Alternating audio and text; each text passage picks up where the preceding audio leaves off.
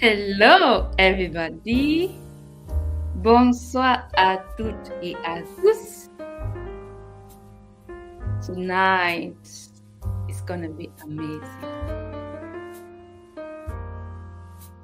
Tonight is gonna be an amazing live stream.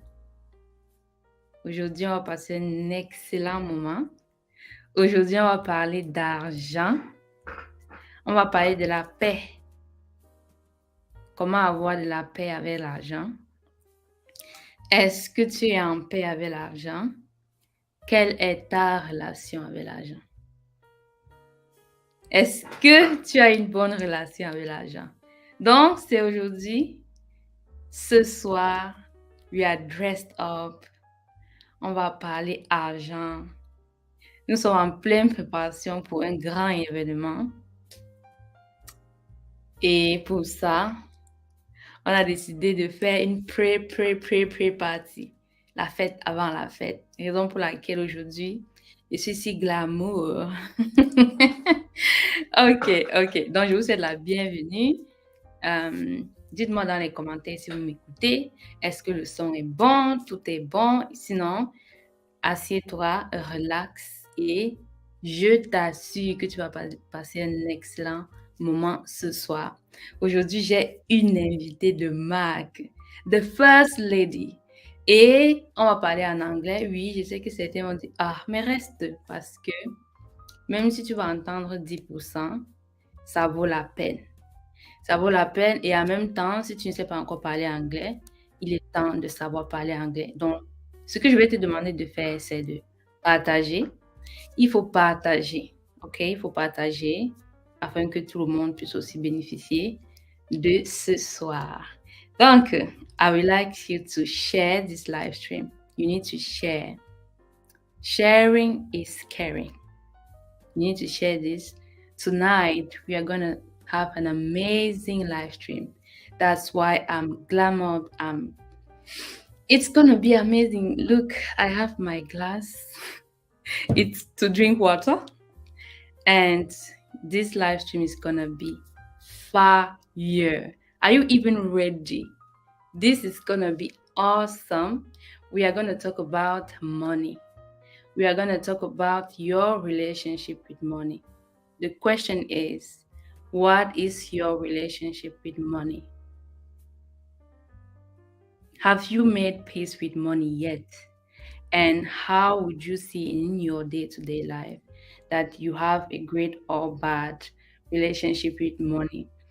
And so tonight, I'm gonna do this live stream with two amazing people from our self-affected community. And so, like I said, this guest, she is on fire. And so, prepare. You need your seatbelt. You need the seatbelt because so many things gonna happen today. So, like I always say, bring a paper and pen because don't trust your brain. Don't trust your memory. You're gonna be like, oh, I'm gonna remember this. No, don't trust it. Just bring paper and pen because you're gonna write down the things that you're gonna hear today. And so, like I said, have you shared this live stream yet? Let me even share it myself. I'm gonna share. I think I am live on Facebook also. I should be, right? Yes. I am live. Let me see. Oh, wait. Let me see this thing.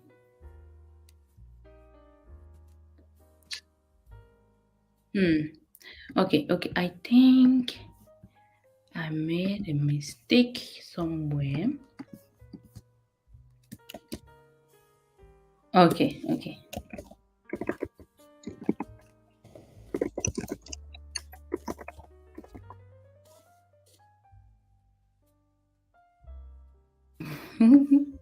Yes, I made a mistake. Now I am back. This is the thing with the live stream, but I love live streams. Are you guys ready? Are you guys ready to live the most? Let me stop talking and let us bring Jessica Snyder to the stage. Let us bring and Aristotle. How can I forget? Okay, let me yeah, here. Hello. Hello, everybody. Yeah. Aristotle says hello. Hello, Aristotle. How are you doing today? He's doing great. He just woke up from a morning nap, so. What is the time you guys have right now? It is 1 p.m. in the afternoon. And we have 8 p.m. It's evening time over there. Well, good evening, everybody. It's evening time already. So, Jessica, welcome. All right. I'm going to hand Aristotle off here, and I'm ready to go in. Yes. So, we're going to dive in today. So, I had you once in this live stream, but you came when Nietzsche was talking. So today it's your day, it's our day, it's in between us. And see, now we have red lipstick on, you know. We always say it represents self-perfected. So yeah, you are on the team. So Jessica, just tell everybody, who is Jessica Snyder? Jessica Snyder is a woman on a mission. I am on a mission to become the best mother, the best wife, and the best community leader I can. Yes, that's cool. And so can you talk us about your childhood? Because today we are going to talk about the things they say moved around. So what's that thing that moved the world around? Yeah. And so my childhood, I was brought up in the United States in a state called Minnesota. And I grew up in the countryside, farmland. And I grew up with 3 brothers. I was number 3 in the line. I've got 2 older and 1 younger brother. And we spent a lot of time outside. We spent a lot of time getting our hands dirty and scratching our knees and building forts in the grove and whatnot. And so that was really cool because I really did gain a big appreciation for nature growing up. But I will say I definitely was not exposed to a lot of the rest of the world growing up. I was pretty isolated just because we didn't do a lot of traveling growing up. We did some, but it was pretty localized. And so my world travels weren't until later in life. And I haven't been too many places, but I have been to China and Mexico and Canada and obviously the United States. And great. Everywhere is on the list, of course, but yes, for the future, right? I'm 25 years old, so I have lots of life to live and lots of time to travel. First, we're establishing a family, and then we'll bring our family with us. I played a lot of sports growing up. I'm a very tall woman. I am almost. How tall are you? I'm almost 6 foot tall. Wow. Here's the deal. Here's the deal, everyone. I was 6 foot tall. What? How is that possible? How did I lose almost an... Is there a pill where someone can lose or gain height? I was in a really bad car accident, actually, in between my sophomore and junior year in high school, and I almost lost my leg. And so during the reconstruction of my leg, I lost an inch, almost an inch. Yeah, and you guys can also find that video on Jessica YouTube channel. So I'm gonna link it so you guys can watch what she's actually. My YouTube channel is very unpolished. It's very we just want the stories. You can definitely find it there. And it's been really fascinating. Just, I'd say my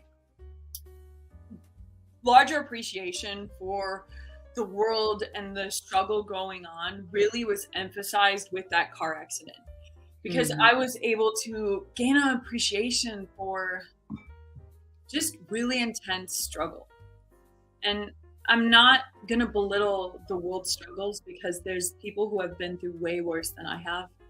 But just going through and like battling to save my leg and going through pivotal time in my life, you know, your later adolescence, when you're just becoming an adult, and it's totally sidelined by spending months in the hospital collectively, and surgeries after surgeries, and missing majority of school in order to just fight to live, you know, to live a good life where like I have my own limb instead of getting it amputated, and all these different things.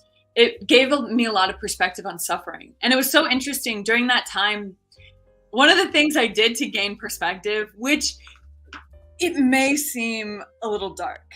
Okay, so it's gonna get a little dark for everybody. One of the things that I would do was I would read stuff about World War II, and I would read stuff about like the concentration camps, and like just whatever people have that they went through at that time, because it gave me perspective. It was like, ooh, if someone can go through that, then I can go through this, you know? Yes. So it was just something that I used to help me get through that time, and just really to give me perspective. And so it's interesting because, you know, all the typical things that a teenage girl goes through, right? She's got eating disorders and anxiety and depression and just social angst all the time, right? All those things. And I go to college and I'm still experiencing that, but you know, college is a little bit different. So then it turns less into internal struggle, and then it turns to external struggle. So I went from internally being in a really bad place to then being externally in a not so good place, turning to like drugs and alcohol to try and soothe my inner turmoil all through college. And so it was definitely not easy through life, you know. There's not only did I go through those like emotional issues and instabilities internally, right? Also, you know, some people are saying like, I'm pretty good at math, you know, but I'm not good at reading, you know, or they say, you know, I'm really good at art, but I'm not really good at the hard sciences, whatever it is, where people usually have a specialty when it comes to school. And then when that happens, you probably do that for your career. You're like, if I'm good at math, I guess I'll be an engineer. You know? Exactly. That's your thing. Yeah. And it's so interesting because for me, no joke, you guys, I wasn't good at any of the subjects in school. Let me guess. You weren't the favorite of the teachers and everything. I actually was pretty good at conversing with teachers. But I was not good at math.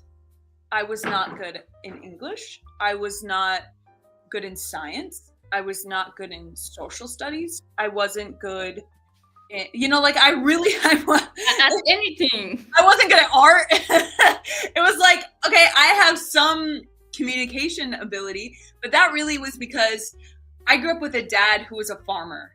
And so from a young age, he took me with him to visit the other farmers, and they would talk for hours. And so I naturally had the niche for communicating a little bit, you know, so I could talk to my teachers, but as far as doing well on the tests, you're like, no, that is none of my business. Okay, not only that, but I took a public speaking class in high school. Oh my gosh. I would stand up in front of the class just shaking and sweating, like with my little note cards, like. I think like I think 99% of the people are just like that, like shaking and anxiety, fear. And tell me, what was your relationship with money growing up? Great question. So I grew up in a home where generally throughout my whole childhood, my mom and dad had a job. My mom was a hairdresser, so she cut hair, and she did some styling and coloring or whatever. And my dad was always working in agriculture typically. So he would sell seed to the farmers for them to use in the fields, or right now he's he works with like the chemicals that they spray, like herbicides and pesticides and whatnot on fields. And so money growing up definitely was not in abundance, but it wasn't like we had no food. You know what I mean? Like we had our very basic needs met, but there wasn't too much beyond that.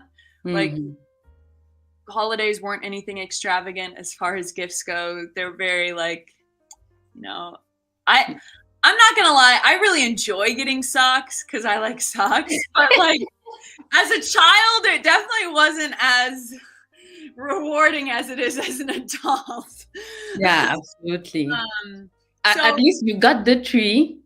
Yeah. The tree for Christmas.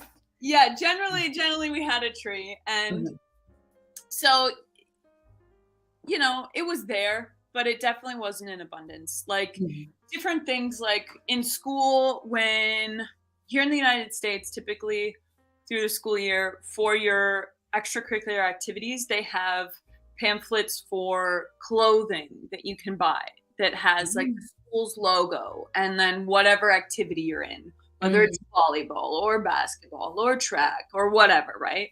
And I typically did three sports every year in school. I mainly, as I grew up, emphasized in basketball, volleyball, and then track. And every year, those pamphlets would come out. And every year, we would get nothing off those pamphlets. And like everybody else, like, you know, you can tell who has money in school. It's a people. Yeah, you can tell. Every year, they get all the new gear, you know, and they have new gear from every single year. And then after they graduate high school, their mom makes them a quilt with all the T-shirts, you know, and so yeah, we like I said, we weren't by any means like poverty or poor, but we definitely were like lower middle class. Yeah. And how did that shape your vision of what you wanted to do? Like, you know, everyone go through school like, I want to do this and make this type of money. How was it like for you? Yeah, so it's very interesting, my relationship to money, because I never really had it in excess growing up.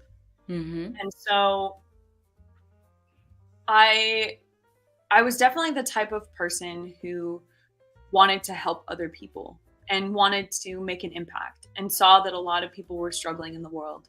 And I never really realized that to actually create a real impact that you needed money. Yeah, yes. And so for the longest time, you know, I felt like I was enough, you know. I felt like as long as I dedicate myself to the mission of changing the world, that's going to be enough for me to make an impact, and that I won't need anything beyond that to do everything I want to do. And so I didn't even know what I wanted to do because because that is what the question I wanted to ask, because sometimes you're like, you want to change things. You're like, I feel like I need to do something to change the things that I'm seeing around me. But did you had a plan? Like, this is what I'm gonna do? Or were you like, as long as I give $1 to a homeless person, whatever, then I'm doing what I'm supposed to do? Yeah, so a lot of times it was more just those small acts. And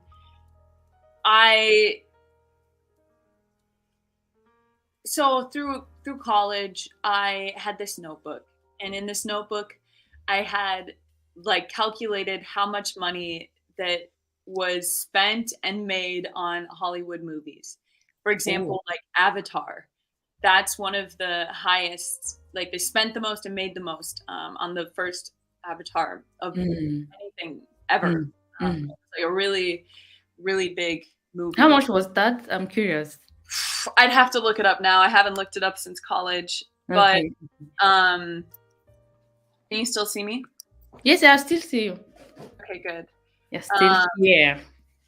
And so I did all those calculations, and I realized, okay, so just in profit, this is not in spending, it was $531.7 million in profits. But if you look at the spending, it was, without marketing, $460 million. So we're over $1 billion at this point. And just for a movie. Yeah, and then that like marketing is probably over 200 million or something. I don't. This is actually, yeah, I don't know. I'd have to do a little more searching on Google, but in short, like it's a lot. A lot, like yeah, that's a lot of money. And I was thinking 20 million, like but this. It's like it's crazy. For what? For what? Like to entertain people? No, not entertain. Jessica, abuse, like distract. Watching someone going from this to another creature, like it's abuse. Like, well, yeah, and not only that, but if you were to have taken all that money you spent and earned, and you put it towards creating a system, it would have changed a lot. But okay, in college, I wasn't even at that point. Okay, in college, I was like, they're spending all this money and making all this money. What if they just simply used it to feed? So I wasn't even to the systems mindset yet, but I was like, well, why don't we just use it to feed people? Guess what? Okay. Not only could it feed everybody. You mean the whole world? Everyone who doesn't have food currently. Food. Okay, so everyone who's in lack. Yeah. It could do it for over a year. Wow. Just one Hollywood movie. And I understand that one maybe had a little abnormal spending and making, but there's Top Gun Maverick has come out since then, and I guarantee you they made over $1 billion in profit on that. And that's not even including how much they spent on marketing and to make it. Absolutely. And it's like, that's insane. We would rather watch and abuse and entertain than actually solve fundamental issues. Yeah. And so that was like so I was thinking a little bit more globally, but it's, like I said, was limited because it's not enough to just feed everyone. Like we have to create systems that will change that long term. And so I definitely I still was pretty stuck in what's right in front of me and how can I help that in this moment, and less like how can I help overall change the systems in place.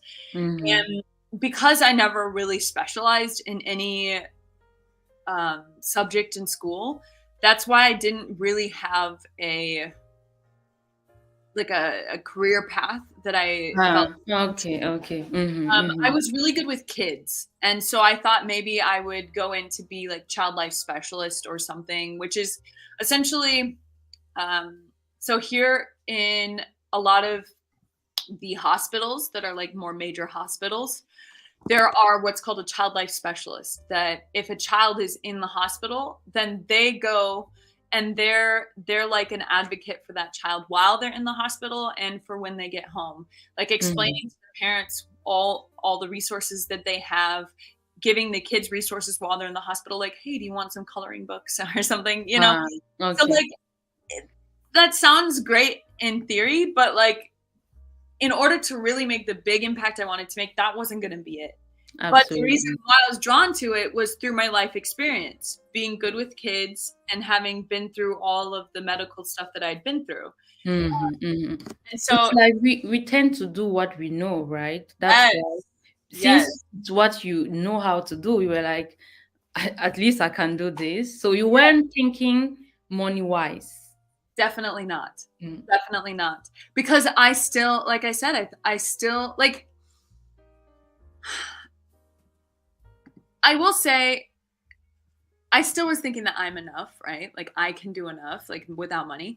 But I will say, I've always wanted more money because I never had enough to get the things that I wanted, you know? So it was like, I still had a part of me for more, like, in my personal life, less, like, purpose-wise. In my personal life, I wanted to have enough to buy the things that I wanted to buy whenever I wanted to buy it. Like, I wasn't like I would have been satisfied with just more than the basic needs, you know, just a little bit more than the basic needs. I would have been like, okay, great. Now I can go and make an impact with myself because I'm taken care of, right? Yeah. But that's so limited and so selfish. And the pattern that I would go into is like, if I have money, then I want to spend it. And I want to spend it on myself. And I want to spend it right away. Because it's like, I didn't really have that excess money growing up. So as soon as I have excess money, it was like, I want the nice thing. I have the ability to get the nice thing. Let me get the nice thing. Because I never have had that ability before, you know? It's the consumer program, right? Oh, totally. Yeah. And I know that that's globally. Yeah. But here in America, it's pretty freaking intense. It's like the programming from an early age on being a consumer. It's wild. Crazy, right? Yeah. I know, because sometimes you're like, you know that you don't need to spend that money. The person is like, it's like addicted, like I must spend this money. It's an emotional addiction for sure. Because as soon as you spend money, you get that dopamine. And you get serotonin and all the happy hormones. Yeah.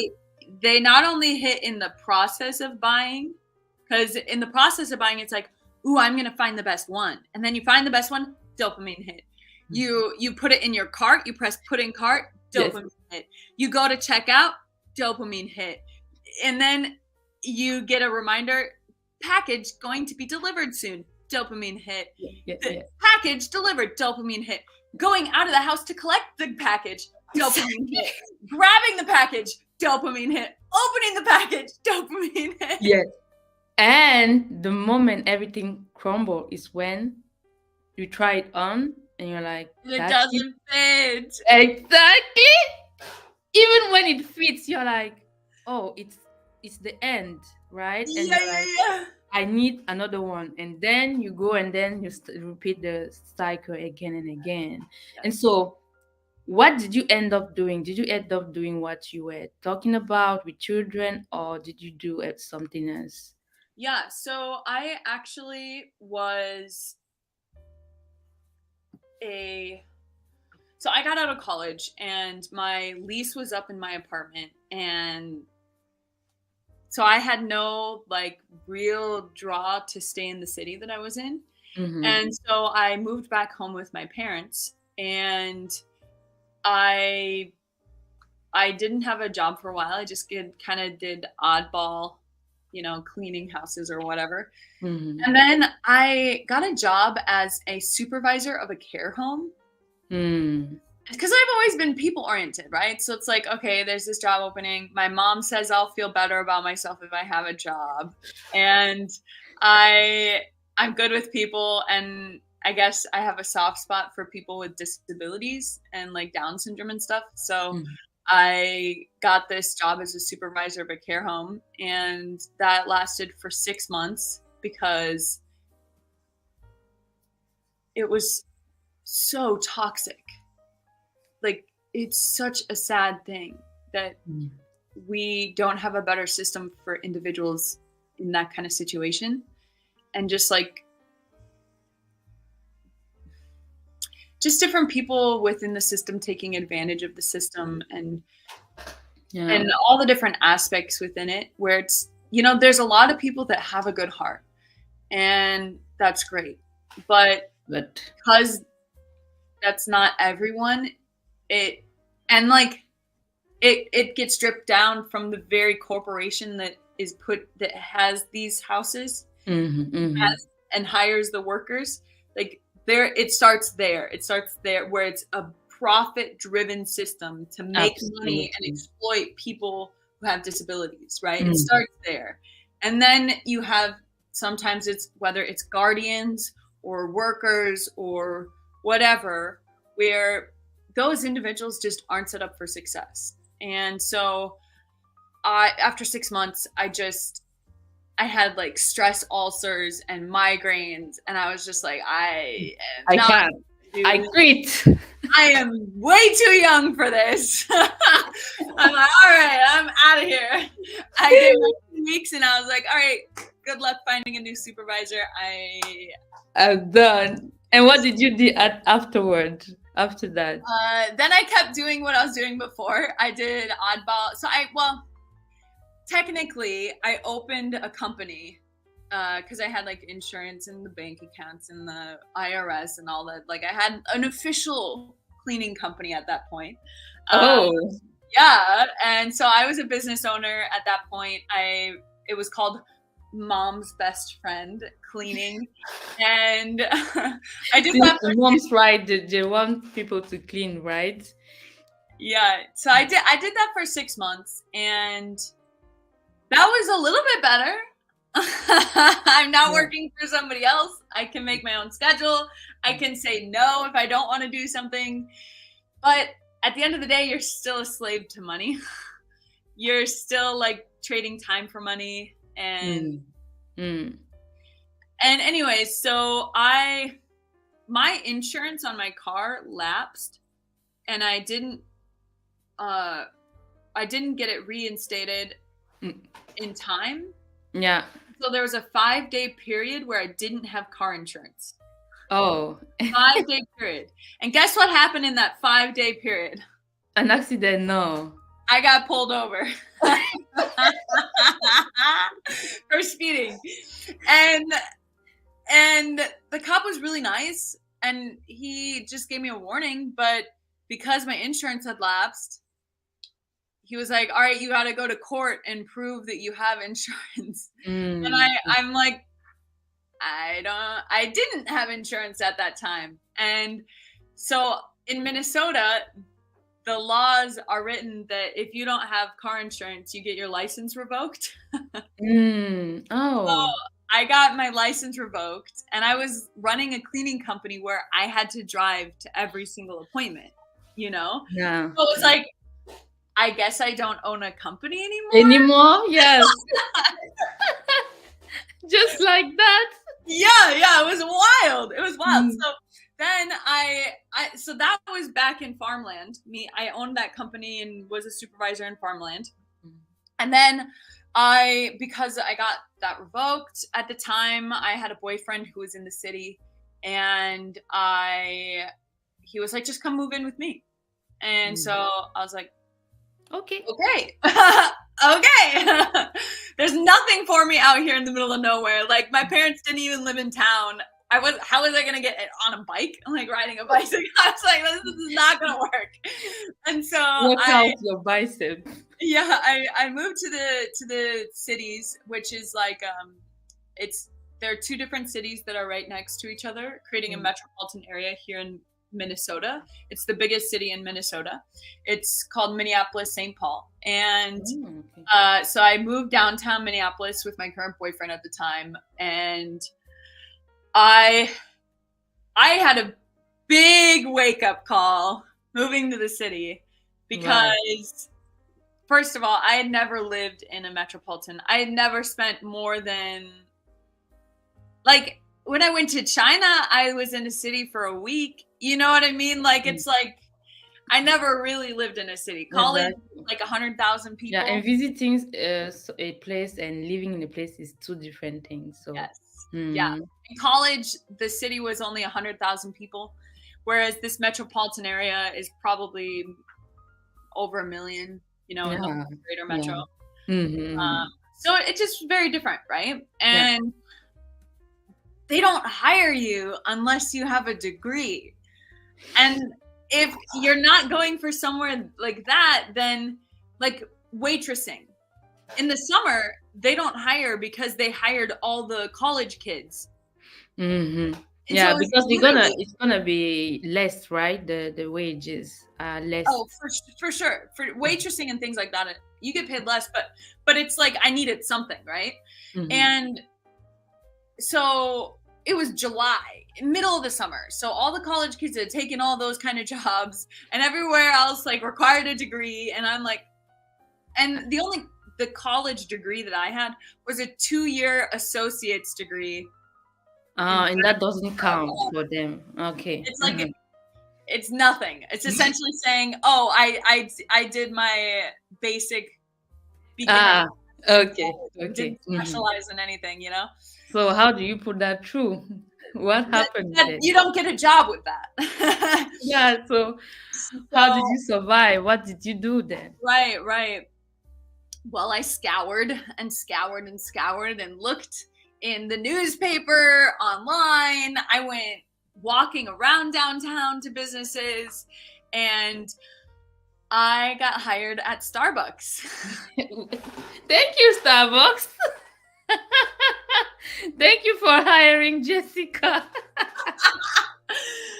Seriously though, and I sold them hard. Like I needed a job, so I was like in that interview, and I'm like, so I've done some research on the Starbucks company, and I've seen that there are positions where you can travel the world visiting the farms where the coffee beans are harvested. I'm like, that's what I aspire to do.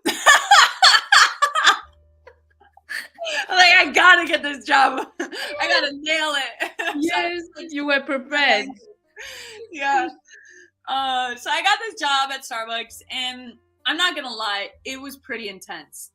I worked at one of the busiest Starbucks in the entire United States, and it was no joke. It was no joke. They pumped out those coffees like, hundreds and hundreds of coffees in an hour. It was intense. And so in the morning, new recruits don't get to make the coffee. You're gonna be how do you call it? Slow, right? Oh yeah. You would get destroyed. There would be a line of angry people yelling at you for their caffeine. That would not have been pretty. So wow. Yeah. I worked for Burger King at once, and they even fired me. I was so happy the day they fired me. I was like, I can't do this. Like, I can't do this. What the heck is this? How can people... It's intense. It's intense. I've been doing this for 5 years. I'm like, what? I can't. The day they fired me, I was like, thank you for firing me. So at that point, I worked there about 6 months, and at month 4 or 5, I met Mitchell. Yes, and I met Mitchell at He delivered you. So yeah, around. You guys are gonna understand what you are talking about. Well, it's great because moving to the metro, I knew I was going to find my community. I was determined that I was going to find the people that I wanted to associate with and build with.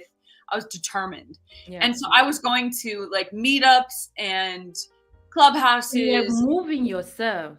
Right? Yeah. I was like actively looking and searching. And I was going to all these events and tons of different kinds of events, right?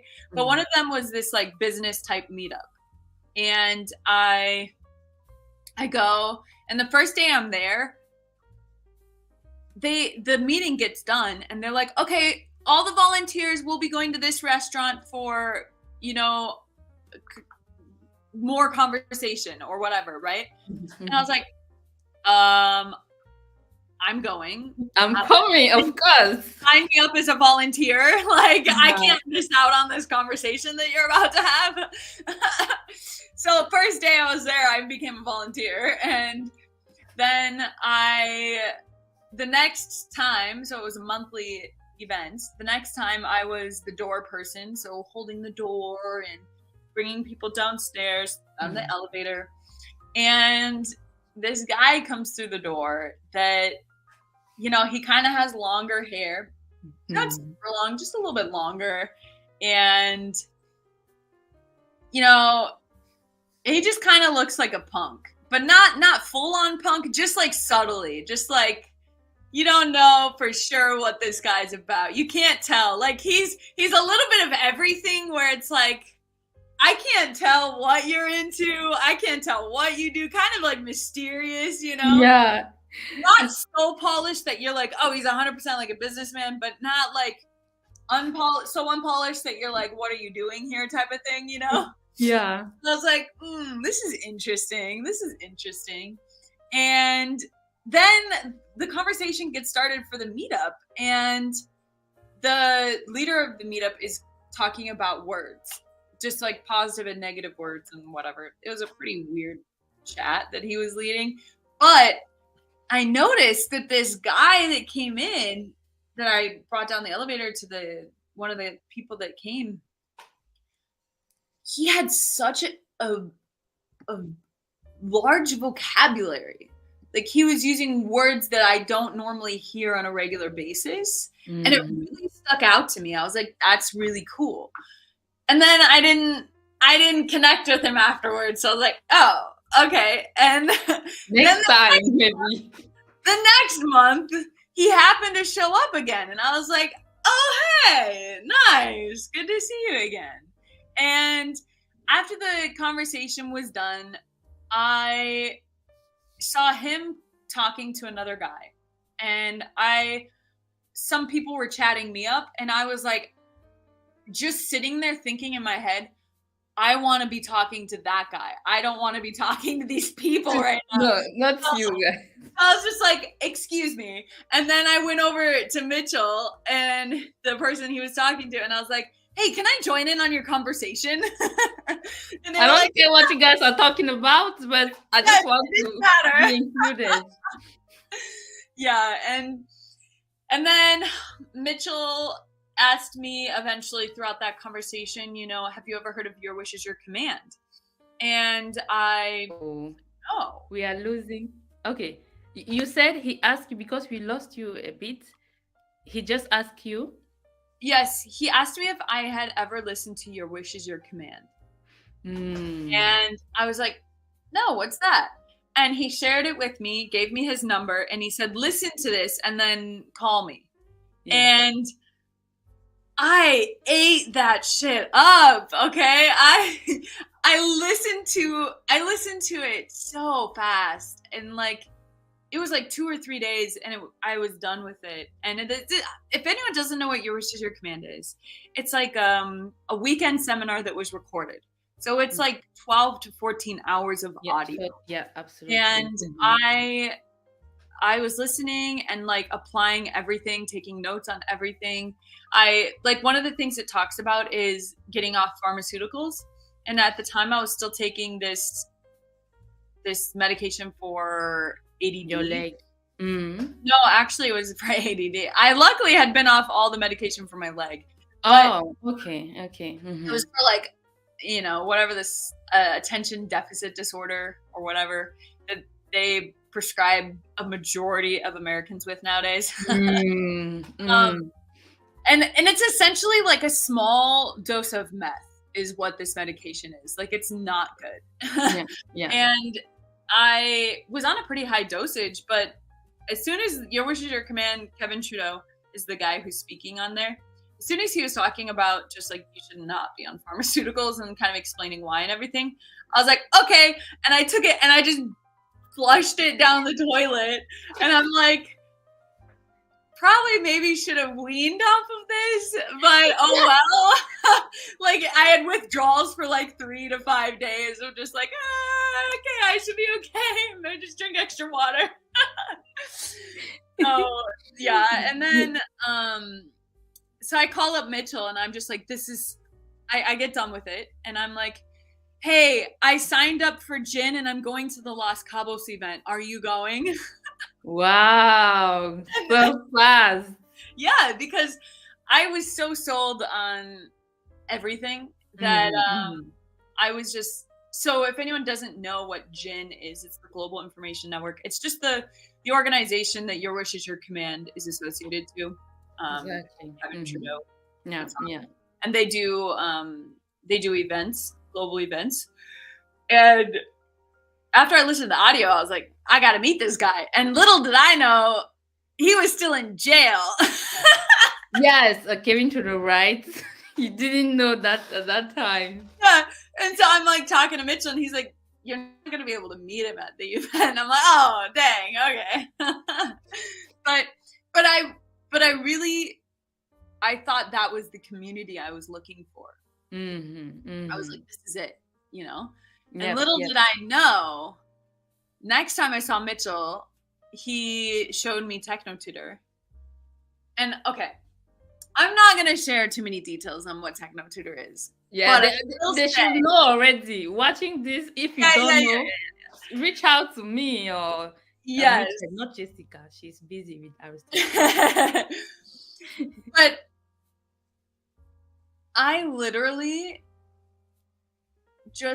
I was bawling. Like he was presenting to doing like where I get to try out the product or whatever. The demo. There you go. The demo. I was doing the demo. And I was just bawling because I couldn't even do the demo because I was so ignorant. Just had no processing ability at all. And I was just like shamed, embarrassed. I felt exposed and vulnerable. I was just like, this is why I need this. I was like, this is so bad. Like, I need this so bad. And because throughout my whole life, you know, like I tried different things. Early on in school, they gave me like a special person that I'd go to during recess to do extra work on my spelling. And like, I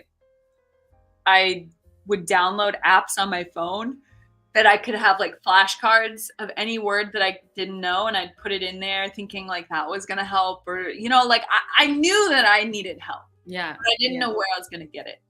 And so as soon as I found TechnoTutor, I was like, this is it. This is literally the solution to all my struggling. Like the search is over.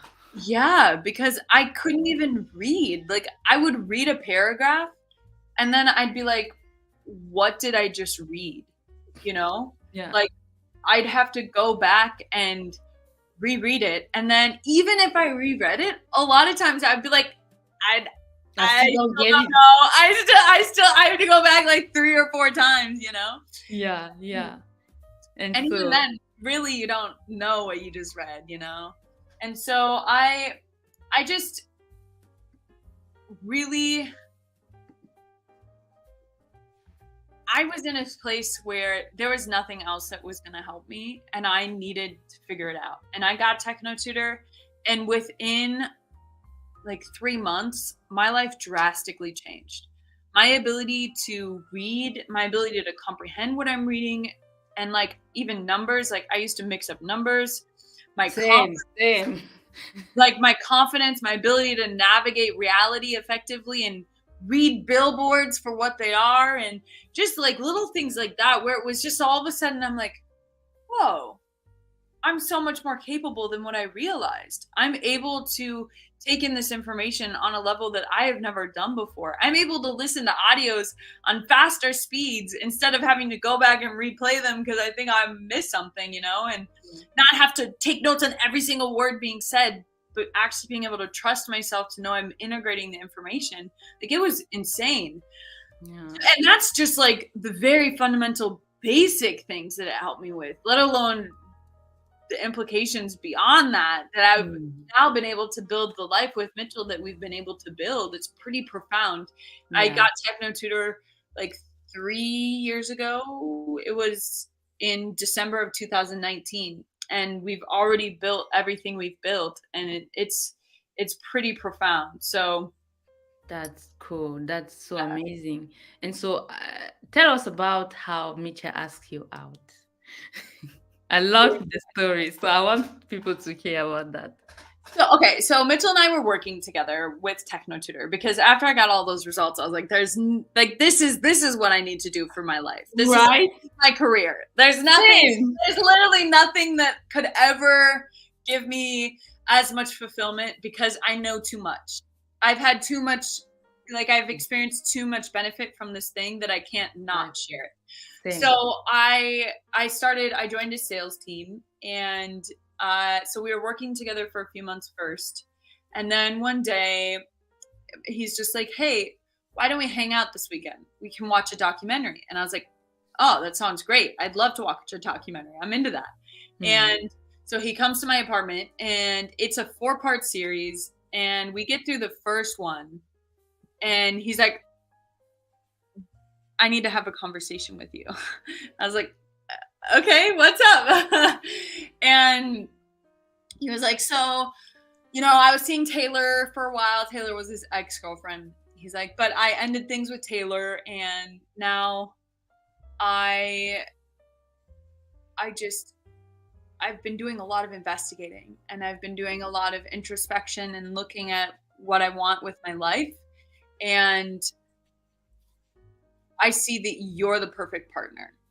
And I know that you have similar purpose, and I know that we would be able to accomplish amazing things if we were together and in a relationship. And I've made the decision that I have to be with you. And I was like, okay. And he's like, and I will handle any objections you have to being together. I was like, oh, okay. And so what was your objection? Did you have any? I had one objection. Because Mitchell's an intense guy. And I was just like, I don't know if I can move fast enough for you. Like, I don't know if I can keep up with you. I don't want to hold you back. Like, I don't want to be the thing that keeps you from reaching the greatness that you could reach, right? Mm-hmm. He said, that won't be a problem. I'm like, okay, I guess. And so I made us dinner, and we chatted about the agreements we wanted to make in our relationship.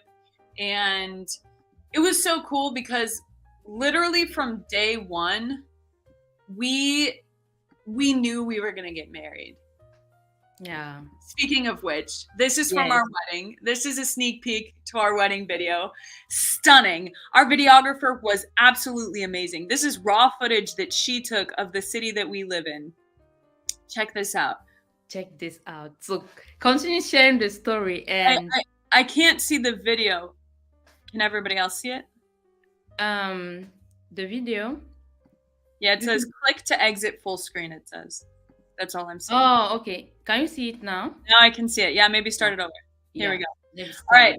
So, yes, this is Minneapolis, the city. And we got married at the top of the tallest skyscraper. It was absolutely gorgeous. Beautiful wedding. And it's been really cool because we've been able to create so much in such a short period of time because we've had our relationship built on principles and built on similar, purpose and mission of what we want to create with our lives. And so we've literally gone from having 2 of our own apartments downtown Minneapolis to then living in our own apartment together. And then we moved to a house. We rented a house. And then we bought our house all within the first 2 years. And when I say we bought a house, okay, we bought a 10-acre estate right outside of the city, okay? We got land, and now we have animals, and we have our son Aristotle. He made his debut at the beginning of this video, and we've been able to create a lot. And we've ran a meetup in our city now for over 3 years, and we are doing a lot within the community and just building a lot to just add pure value and create systems where people can come to our house and learn how to have sustainable living solutions, you know, of just practical things like growing your own food and everything like that. And so it's been really cool just to see our vision coming into fruition and then expanding our vision of what we want to create and the impact that we want to make. And the fact that we are able to do it so fast. But I will say the biggest component of being able to do it so fast is a willingness to be uncomfortable. Yeah. And that was my next question. Like, you will agree with me that the ability that you and Mitchell have right now, or the relationship that you guys have with money, have changed from what you had in the past and your relationship with money right now. So what would you say changed your relationship with money? Because to be able to have this beautiful, amazing wedding, and you guys can see, right? You can see that it was a fat, big wedding, and having your house and everything. That it people don't realize that in order for you to have that, you need to change. And so, what changed, and how did you change that? Great question. So, I mean, like a very practical point is at the very beginning of our relationship, we created agreements on finances, and I tracked my finances for the first time in my whole life.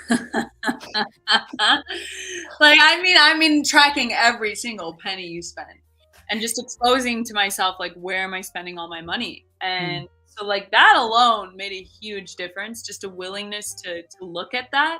Because I had so much resistance to looking at what I'm spending my money on, because then I have to take responsibility for it and take accountability for what I'm actually spending, and not just being able to aimlessly spend when I don't actually have the money to aimlessly spend, you know? Exactly. And so that was a huge thing. And it honestly was a shift in mindset of what I'm using my money for. Because like I explained earlier, I really just focused on using my money for myself, thinking that I, as a person, was going to be able to be the thing that created the change in the world. So I didn't need to make more money to create that change. And so I had to realize that in order to create the change that I really see as possible, like really change like the global systems in the world to prevent the poverty and abuse at a very fundamental level, instead of just put a Band-Aid on it. Yeah. I realized that requires a massive amount of wealth, because that's what the current system in place has. Like the people who are holding the current systems in place, they have a lot of money.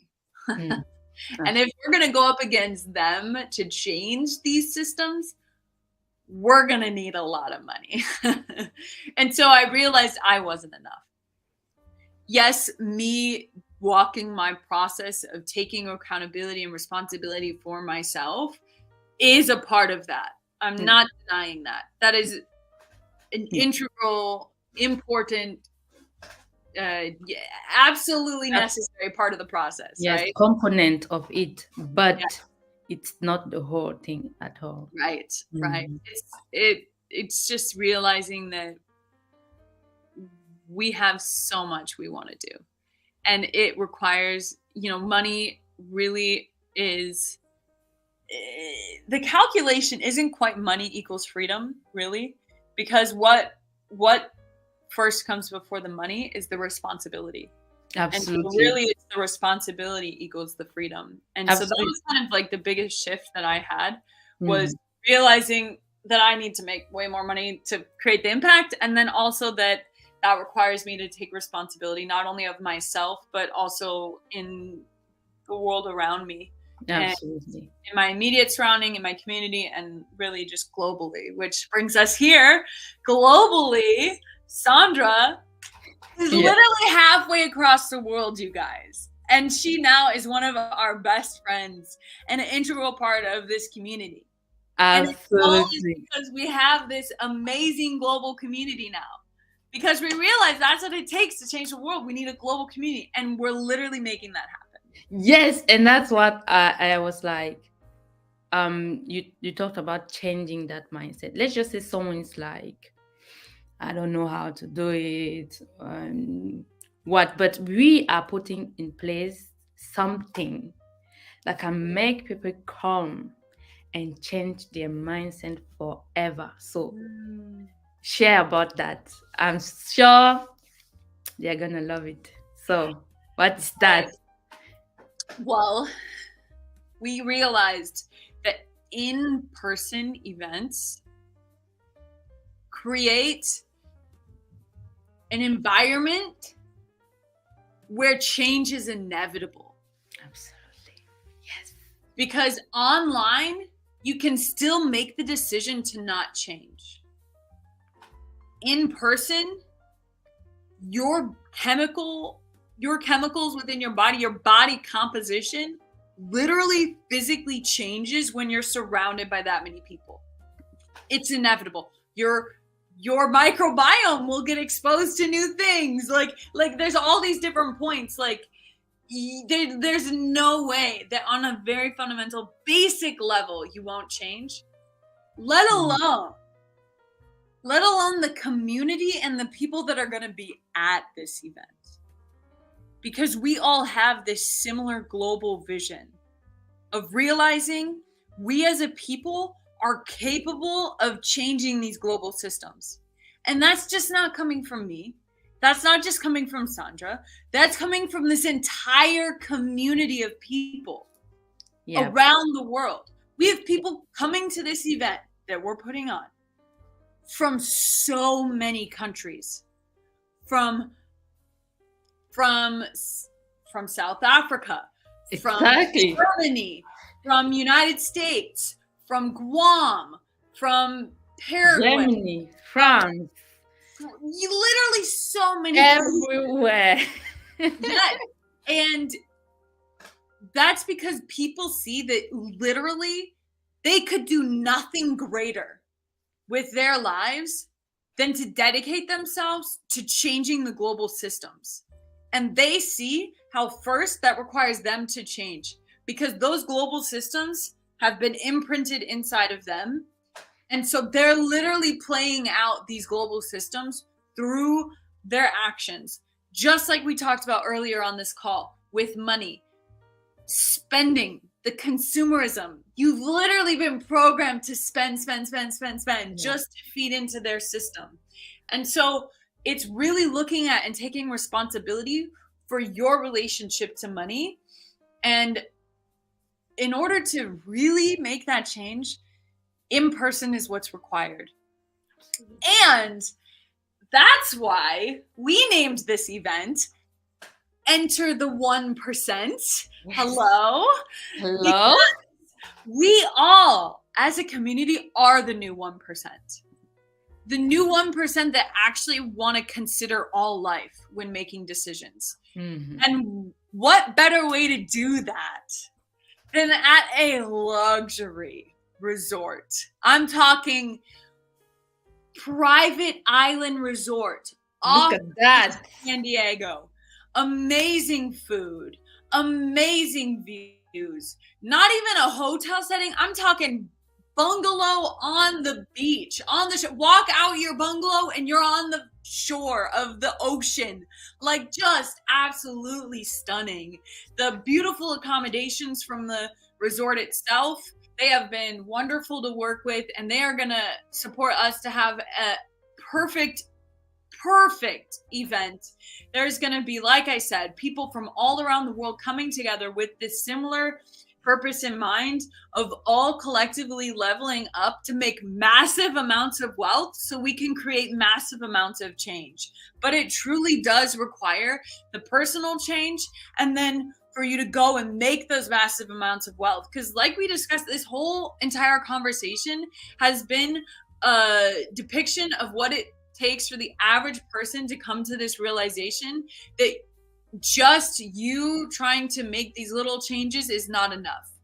You have to take the responsibility for yourself, and you have to Be willing to become massively wealthy. Be willing to take on massive amounts of influence in the world in order to change the system. Does that sound like it'll be okay? Does that sound like it'll be fun? You know, luxury resorts and massive amounts of wealth, the new 1%? I don't know. I guess it is. It is. That's why I'm coming. Guys, like, let's just say someone, it's like, but like you said, I don't have enough money. What would you say to that person? That is like, I'm not sure. Yeah. So I get it. It's hard. Like, literally, like, you may not have enough money to buy your ticket to this event, let alone to get your plane ticket, let alone to, I don't know, any other spending that you need at the event. Because you have food is taken care of at the event. So, you know, I don't know. But say you literally don't have that in your bank account. There are thousands of people in your immediate surrounding, thousands of people who are just sitting there, and over 75% of them are waiting to do some kind of small thing of good, some kind of small good thing for the little community around them, just like I was doing, you know? Yeah. You could literally go ask those people for $1. And if you asked enough, you would have enough. Like, yeah. I would seriously do that. Like, if that's what it takes, I would go and I'd see if, hey, can I wash your car? Can I, like, I would do whatever I possibly had to in order to make this event happen. Because if you don't, then you will never have enough for anything. Exactly. Because you will continue to accept that excuse that you don't have enough, or that there's too many logistics to figure out. And it's happening too soon. It's only a month away. Guess what? If you really want to make change in your life, if you say,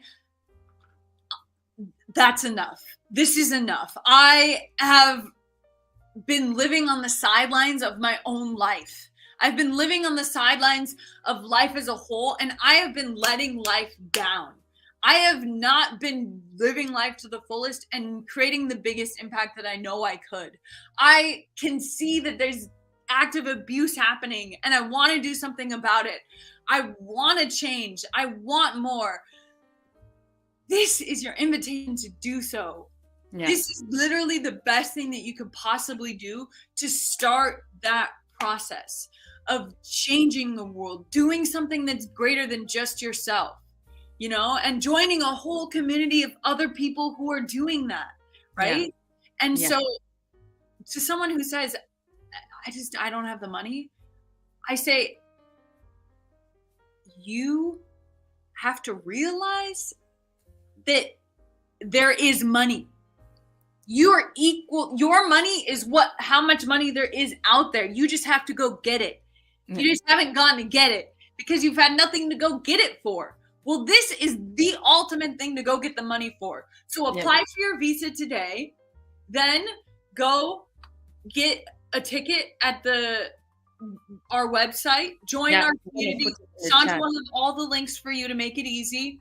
Yeah. So first, go apply for your visa, then buy your ticket, then buy your plane ticket. And if you need help in the process, we'll write your visa letters. We'll do all the things that we need to do. And you can come up with creative ideas to make the money, make it happen. And it will be worth your time. It will be worth your money. Your life is too valuable to waste it, to not take advantage of every opportunity. Do something spontaneous. Change it for once. And what happened to stunning resort with us? Come party in paradise. Paradise. And what happened to people who continue doing the same thing over and over again? That's like the definition of being psychotic, like crazy. Like literally you're thinking that you're going to change but you're doing the same thing over and over and over. It's like, that's the definition of insanity. Yeah. In order for you to change, you have to change the things you're doing. And so if you keep doing the same thing over and over and over and over, nothing in your life will change. Your life won't be worth anything.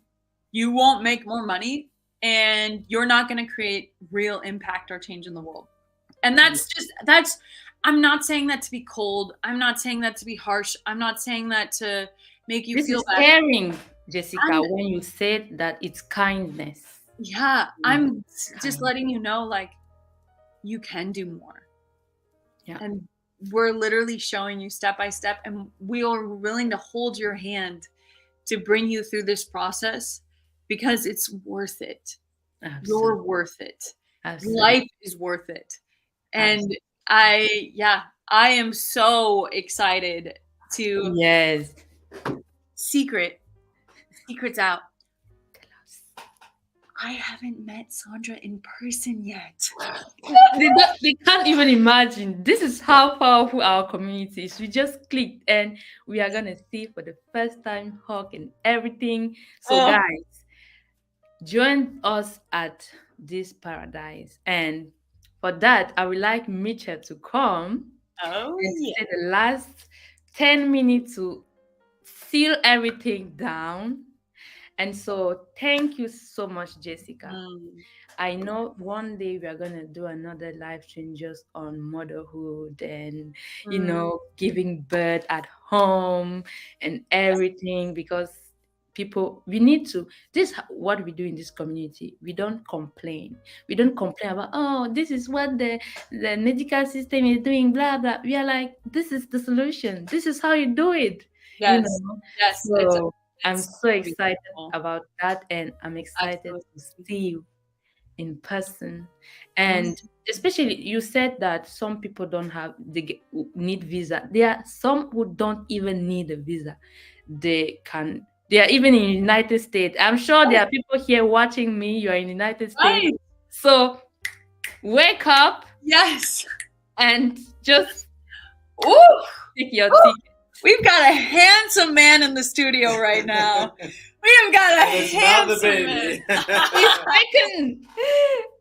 All right. Thanks for chatting. It's been wonderful, Sandra. Thank you for having us on. And I look forward to chatting again soon. Thank you, everyone. Thank you, Jessica. Bye-bye. Right. And so, look at the man. The man himself. Can I change my name on here? People are gonna think wait.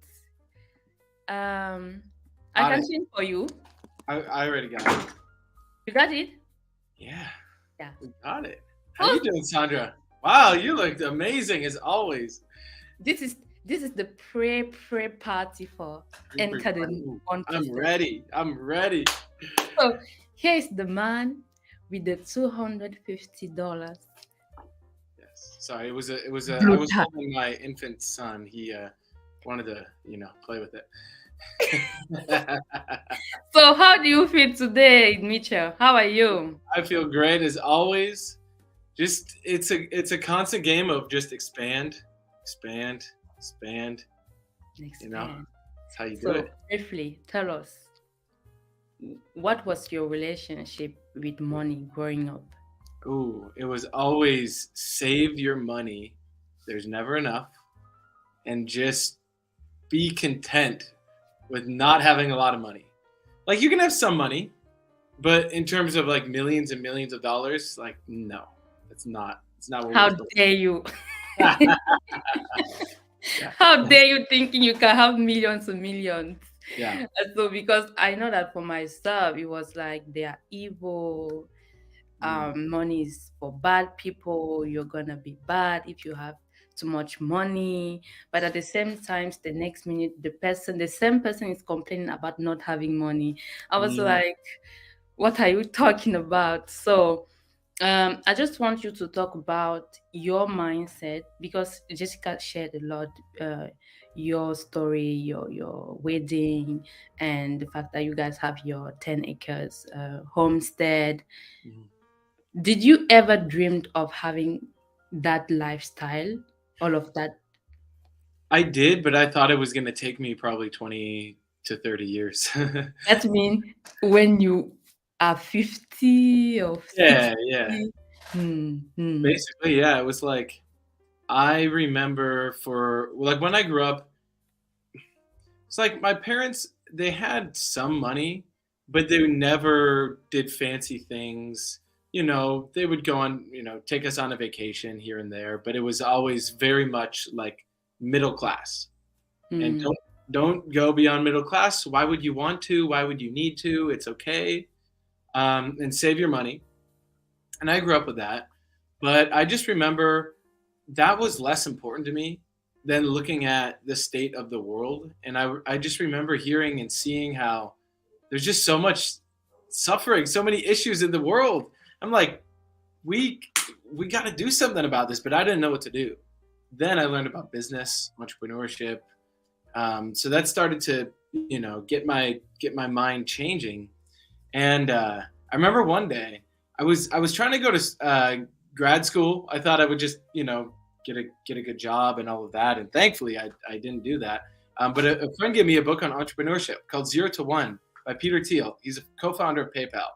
And I read the entire book in like a day and a half. I was like, this is what I need to do. Like, this is what I need to do. I don't need a job. I need to make billions of dollars, find some technology that can change the planet. Because if we could find the right technology that could help people stop their suffering, we would literally change the world. Absolutely. Because there is a need, right? When you have a need, then you're gonna sell. So yeah. And then that started my path, and I learned business, I learned sales, I learned marketing, I learned how to do everything online, but I would still always struggle with money. It was like I could make some money, but you get up to here and then up again, and then, right? And it was like a roller coaster. Yeah. That was my love life too. It was just a roller coaster.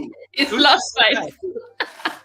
It was like amazing. And then you're like yelling at them. And then it was amazing. And then you're yelling. And then you change partners, and you're like, it's because of you.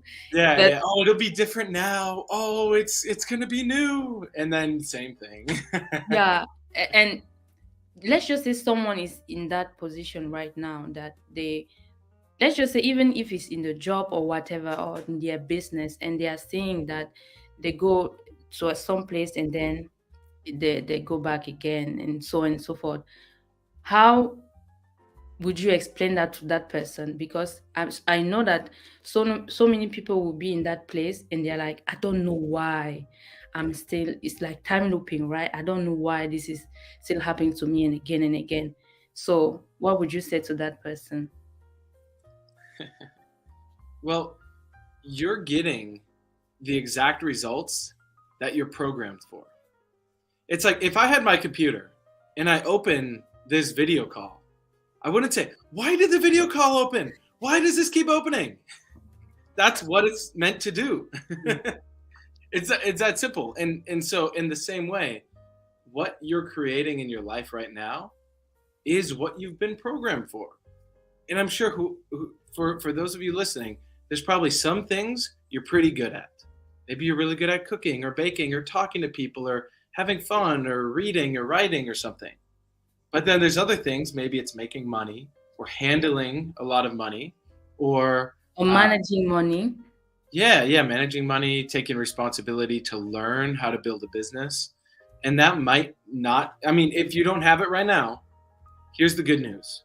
It shows you that you're not programmed for it, but you can change it.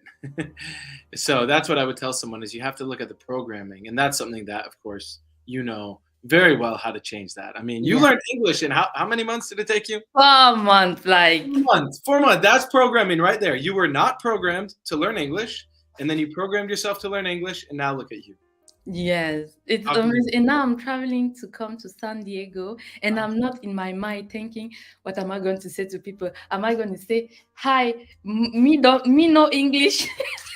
That would be so funny. You should do that just for fun, just to mess with people. Yes. Do you know that there are so many people not going around the world because they don't know how to speak English, and they're like, I don't want to it's not the same, right? Having someone translate or your phone translating things is not the same as you sharing your own thought and everything. So that is another plus one when you really use the tools that we are talking about. And if you want to know about the tools, you can reach out to Mitchell or you can reach out to myself. But today we are talking about changing our mindset towards money.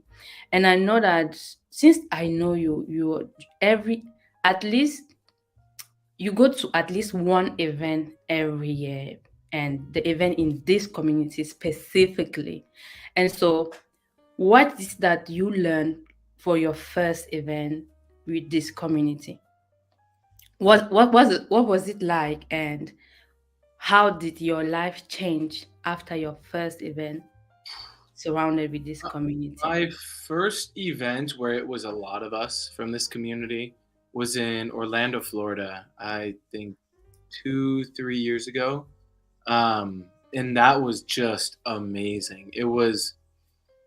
You just saw how everyone there actually cared. Like, you could go sit with anyone at breakfast. You're eating at a beautiful buffet, palm trees. It's just so nice. And you see people, and everyone's like, hey, come over here and sit with us. And then, I remember one morning I was eating breakfast with a gentleman named Avery, who you know very well. And he's telling me stories of how he has known throughout his life various billionaires. He's been mentored by them. And he's sharing just his level of thinking with how he made over $20 million before he had turned 30 years old. And his level of thinking. And he would just say these little things. It's like a little piece of gold. And he would say, and I was just like, that makes so much sense. And it would be stuff I could hear it in a video, I could read it in a book, bits here and there. But when you're able to share a meal with someone and have that conversation and then they say it, it does something to you where it's like your brain just puts it together. And I'm like, oh. Yeah, it's that aha moment, right? Yeah. Yeah. So that was at the first event, and also just how much fun you have. It is like, I remember times where you're just having such good fun with people, where you ever laugh so hard you start crying. Yeah, and your belly start hurting. You're it literally hurts, and you're just laughing so hard. But it does something to you, because it reminds you of like why you're still here, like why you're part of this community, why you're alive, what's your purpose. So it might seem like just kind of funny and small, but in those moments where you're just so present and laughing together and having fun and staying up late and just, dancing and all of that, it does something to you where it's like it refills you. You know how sometimes your battery you have an iPhone? Yeah. Okay, on your iPhone, sometimes it gets really low, and then it says like danger, low power mode. And you're going around in low power mode and it shuts off quickly and all that. Yeah. That's like how many of us are going through our lives. We're in low power mode. And it's just, you don't even realize how limited your thinking is, how you feel just tired or irritated or angry. And then you go to the event and it's boom, 100% power. Yeah. For months after. You're just like, whoo, like I feel younger, I feel better. And I always end up making way more money as well. I could show you my charts and everything. It's like every single time right after an event, boom, everything like explodes. So that's why we do them, and that's why I've loved them.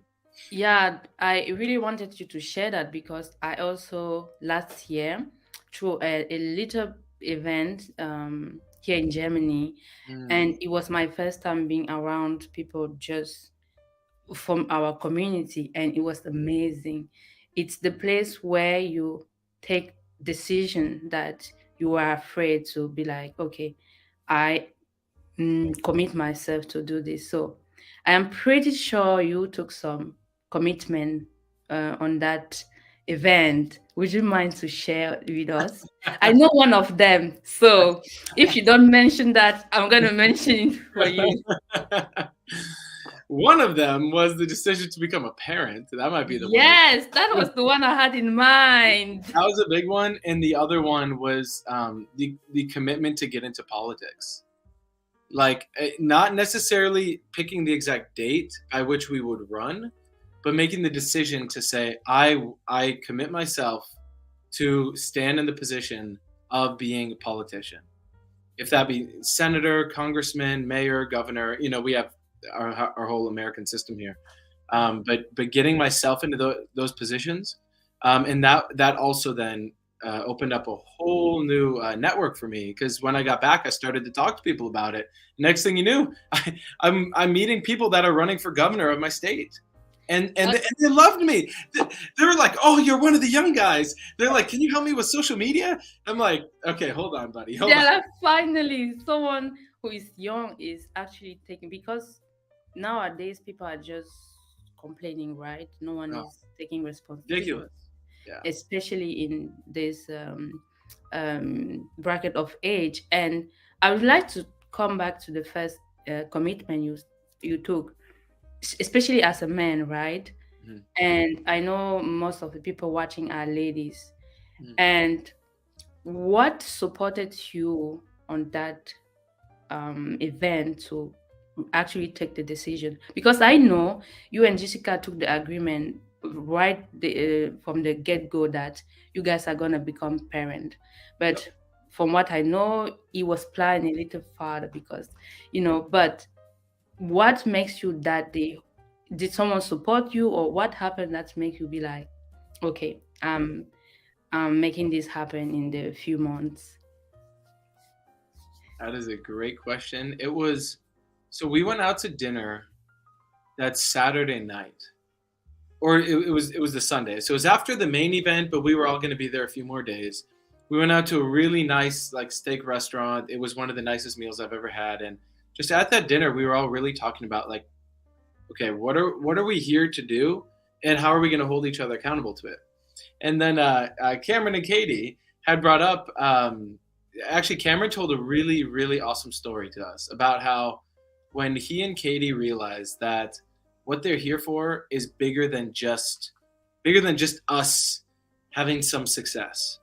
It's about really bringing in kids into the world and really showing what's possible, and creating something totally beyond what any of us had as children. And so Cameron was sharing that story, and he was reflecting on just these moments he's had with his son, Max, and just how he never knew that level of fulfillment and happiness was really possible. And he just saw how it helped him stand up even more as a man, and really just take that next level of ownership over his life, and how that helped him be a better husband for his wife, Katie, and just better businessman, and everything in his life. He just took everything way more seriously. Mm-hmm. I'll say it like that. Yeah.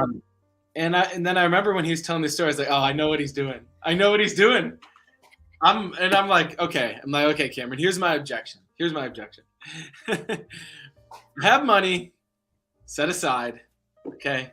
And I know if I have this son or daughter or whatever kid, I don't know how much money I need, because I need to make sure that I can buy him nice clothes. And that was my main objection, was actually I want to make sure I can have food on the table for him. Mm-hmm. And it was just so cool how he handled it. He's like, okay, is that how much extra money you have, every month? If it was an extra $1,000 a month, I was like, I mean, I could definitely do that. He's like, great. You'd be surprised, actually, it's not that much when you have a kid. Plus, guess what? Jessica gets pregnant. Guess what? You're gonna have 9 months to figure it out. And then even when he's here, what? He eats some baby food. Like, come on, you got another year. And that really, it was like my mind then opened. I was like, wow, that actually makes a lot of sense. And I almost got excited. It's like, wow, yeah, I better hurry up. And then he brought up this one other point. He said, look, his son Max, I think, was 4 at the time. It's like, look, Max is 4. Let's say you even had kids in the next year. Then he's going to be 5.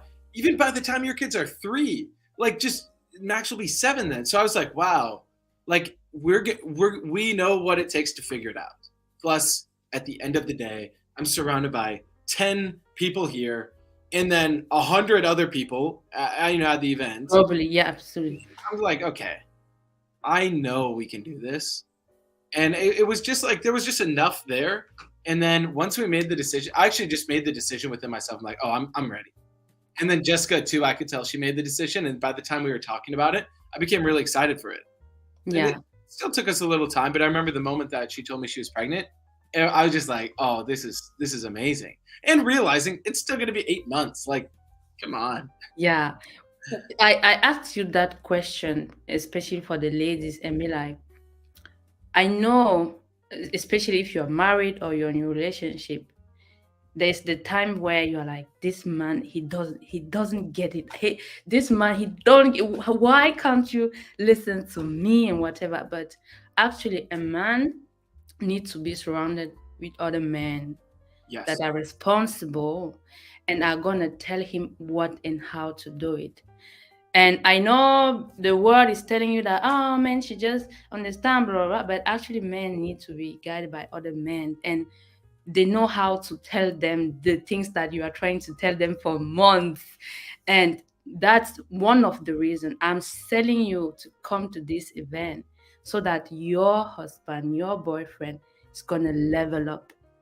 They are going to push him to level up. Mitch, just share how many couples have got engaged just because they came to the event.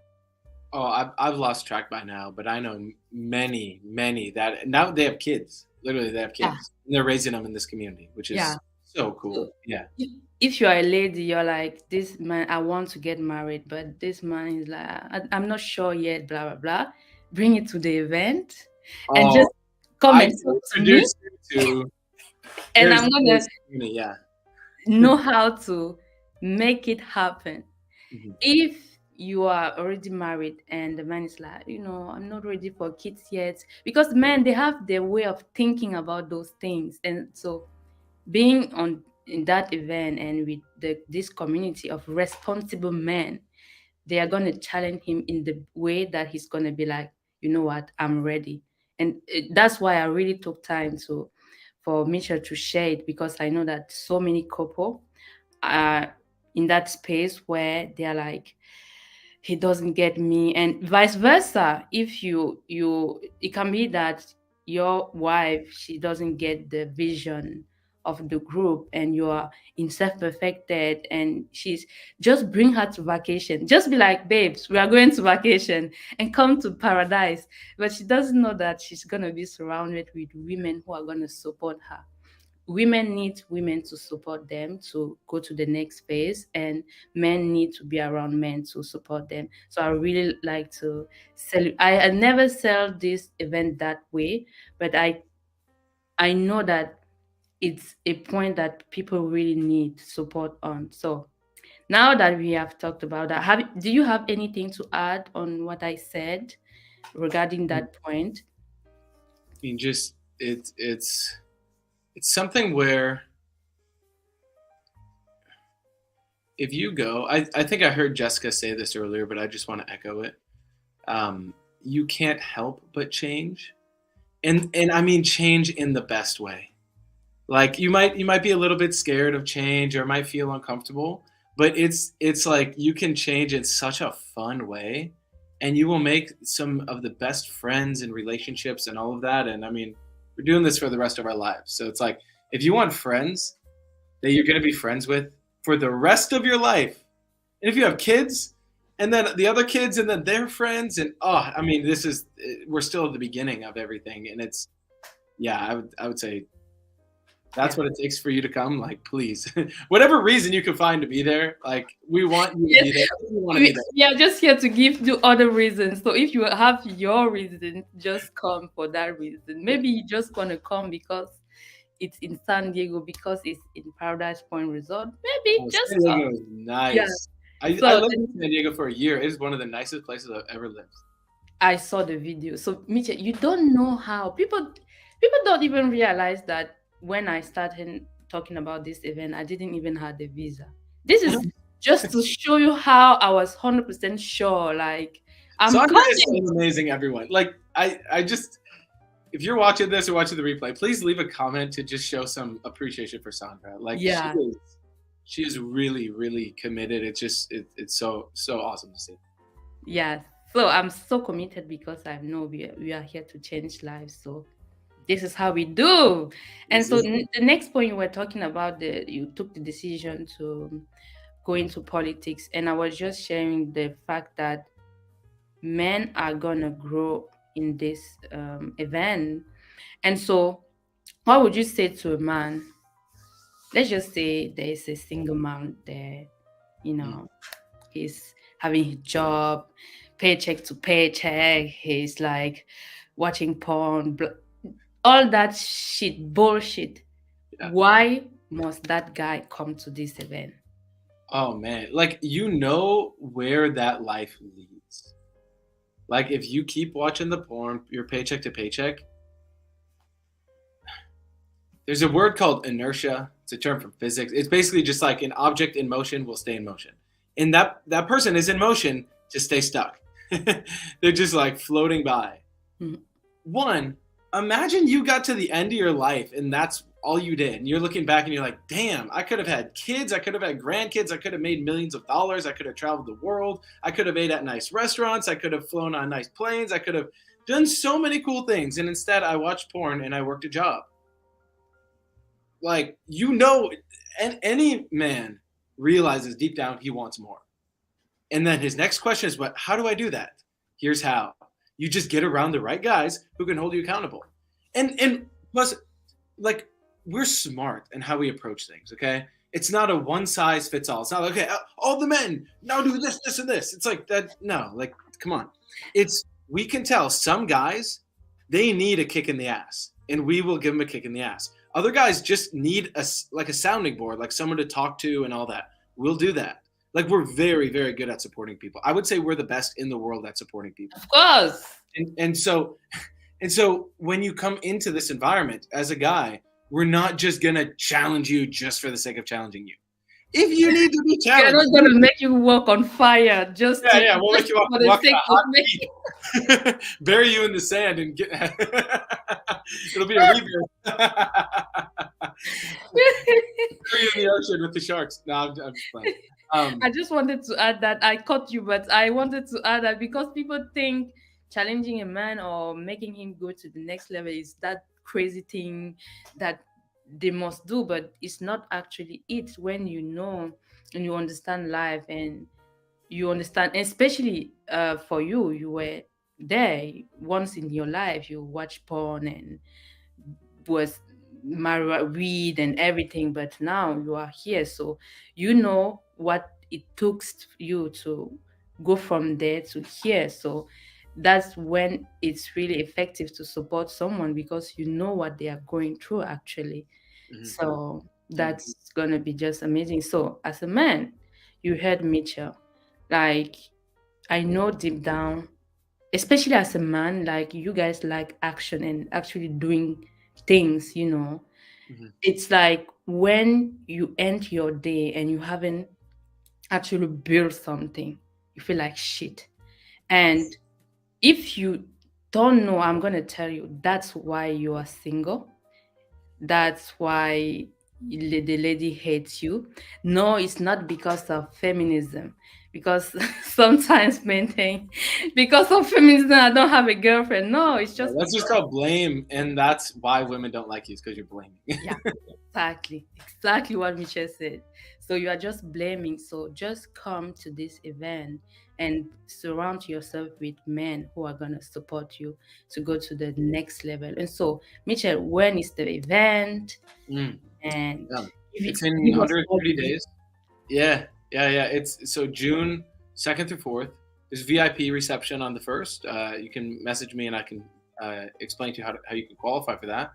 And it is there's a lot included with that ticket too. Like, we're doing this to get everybody together because we know the benefit that's going to come from this. I mean, we're not making a bunch of money from the ticket sales. It's like, no, this is the nicest resort we could get, where it's not like everyone has to drop like 10 grand to get there. And so it's the perfect blend of everything. And it's really a taste of what's to come with this community. And just plug in. 5 years from now, you're going to be like, either you're going to say, I'm glad I started, or you're going to say, damn, I wish I started sooner. And so, be the one who was wise. Because be prepared. I'm gonna brag. I'm gonna brag about the fact that I was there. I'm gonna brag about the things that I learned. I'm gonna brag in 6 months how my life have changed because of this event. This is how I am. I'm just brag about great things. So don't wait until I start bragging about that and you're like, oh, I wish I wish I came so that I could also brag, because bragging is a virtue. You guys don't know that bragging is a virtue. So let's just say someone is like, can I reach out to know a little bit more on how to take a ticket or anything about this event? Can they reach out? Anything about this or anything we discussed so far? I'm pretty busy because of the event, but yes, if you're looking for a ticket or more information, let me know. Mhm. And yeah, you can either find me on Facebook or Instagram. You can tag it, Yeah. tag in the stream. Yes, Yeah. you can also reach out to me if you want. Reach out to us, and then the great thing is that, let's just say you are like, I don't know how to pull up my finances to make this happen. We make things happen. Oh yeah, You yeah. don't Just know reach out. Reach out. exactly. That's why I'm saying. I know some may be like, okay, I really want to come, but I don't know. I don't have enough money. You don't know what a phone call can do. You don't know what you can get out of a support call. And I've made things happen, and Mitchell have made things happen. Like, after speaking with us, people are like, okay, I'm done. I'm getting my shit together and I'm coming. So if you are in that position, don't let your ego tell you that, oh, I'm not sure. And maybe next year your life is going to be the same because you haven't done anything different from what you are used to do. So this is your time to change your life and to join us at Paradise. So Yes. do you have anything to add to Oh, I would just encourage people, write down for yourself, grab a piece of paper and a pen and just write down, what do you want with your life? Could be within the next month, the next year, the next 10 years, and just write out all of the things that you want to have happen. And then when you're looking at that list, just ask yourself, now who do I need to be around for this to happen? Because if you're not around people operating at that level and on the path to get to that level, it will never happen. And then also reach out to me and Sandra. Let us know what's on your list. We'd love to. If you got great ideas of stuff I don't know, please tell me, right? And we're here to help you make that a reality. Absolutely, because we are here to build a community of people who are just like Jessica said at the beginning. Sometimes you want to change things, but you don't have a plan. We have a plan, right, Mitchell? Oh yeah, it is the best plan. We have the plan, so don't worry about the plan. We have it already. We are going to share the plan with you in detail. So, Mitchell, I would like you to give us a last reason why someone should come to this event. I know Okay. I'm be asking the same question, but Yeah. I know what. Oh no, I got an even better one. Okay, everyone, if you're single, think about this. Your perfect dream partner could very well be at the event. And imagine you don't go, and now they end up with someone else. And now the rest of your life you're wondering, wow. Like the most beautiful, wonderful woman that's at that event. And you either get your ticket and you meet her because we'll introduce you, or you don't get your ticket and now she ends up with someone else because that person showed up. Or it could be the man, right? The man that you want to be with. And if you're in a committed relationship already and you both come to the event, imagine now you have the best friends that are couples. And they can support you through your journey of life and falling more in love with each other and all of that. Okay. So consider Yeah, that. absolutely. So don't miss your dream partner. And the great thing about this community is that if you meet your partner with these like-minded people, next year you're gonna be married with Yeah. with Oh, kids. So thank you so much, thank you, Mitchell. Sandy. This is great. Yeah, it was awesome. And we are gonna see us in paradise for those who are coming. Yeah. And like always, we have our meetings. And if you want to join our different meeting, you should just reach out to us, because we just want to work with people who want to change the system. So, Mitchell, tell us, what is our mission statement? Oh, yes. Okay. Our mission. Well, our destiny is to end child slavery, abuse, and poverty through education. Yes. Okay? So if you want to be part of that and make millions or billions of dollars and have the most fulfilling life and the most fun friends and awesome community around the world, join us. Reach out. Join us and reach out. Thank you so much, Mitch. And I'm gonna make you out the. It's cool. Bye, Sandra. Thank you. Bye-bye.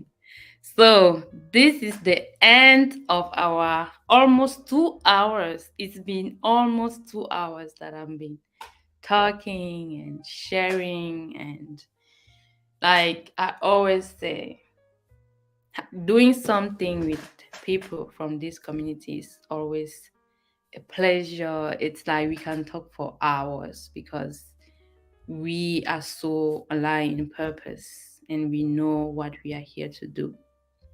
And so I'm going to end this live stream by telling you a little story. So Mitchell announced this event end of last year. And the moment I saw it and the way he was talking about it, when I say the way, I'm like, the reason behind the event, I was just like, this is it. I must go. I didn't have a visa. And I didn't even know how, when, where do you get it? I didn't even nothing. But I took my ticket because this is how life works. You can't cheat life. You can't be like, oh, I want to go, but I must first do this and do that. It doesn't work that way. You must commit yourself 100%. And this is how I was committed to join my community finally, to meet them in person. Because as you guys can sometimes hear it, you may think I have seen them, that we have talked, but no, we haven't seen yet for some of the people of our community. I haven't met them yet. But just for seeing from what we can do and share and support through a phone call, I was like, I must be at this event and share this with my community. So I just took my ticket and for my brother and I knew I just gonna be there. This is why I've been talking about this event like I'm already there. You know, in all of the books, audio that you're gonna hear, they're gonna be like, if you want something, you should act, think, work as if you already have it. So, are you going to apply the things you've been reading? Or are you just gonna be like, oh, this time around, next time I'm gonna act like it? So when they say you must act, think, and work as if you already have it, they are not talking about you being in your hand, like, I'm there, I'm there, I'm there. No, they are like, it's about movement. Life is movement. It's what you do on a daily basis. That's mean.